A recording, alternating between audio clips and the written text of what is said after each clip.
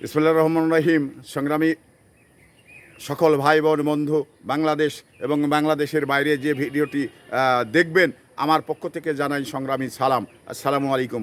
সংগ্রামী উপস্থিতি, এই ভারতের নরেন্দ্র মোদী এবং বাংলাদেশের জামাত ইসলাম, এরা সাম্প্রদায়িক আইন আইনের পুরো বিশ্বাস করে। কারণ ভারতে সাম্প্রদায়িক আইন রয়েছে।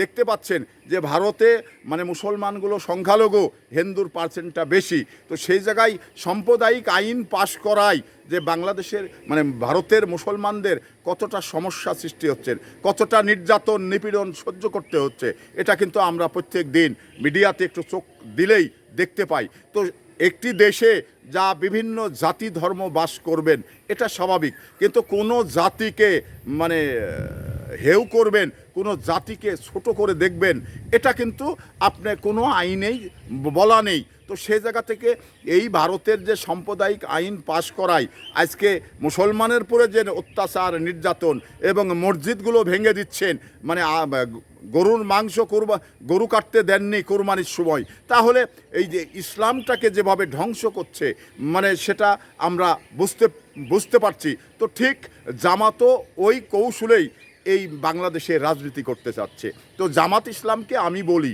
এদেশে সাম্প্রদায়িক আইন পাশ করে রাজনীতি করবার সুযোগ জনগণ দিবে না। কারণ এই বাংলাদেশ হলো অসাম্প্রদায়িক বাংলাদেশ।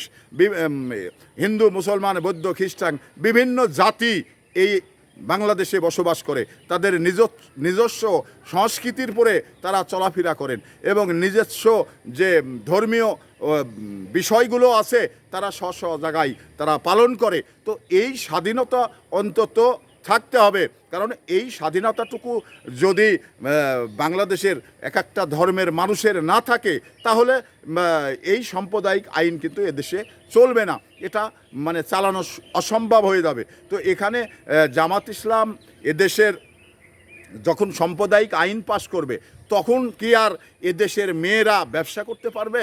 এদেশের মেয়েরা কি চাকরি করতে পারবে?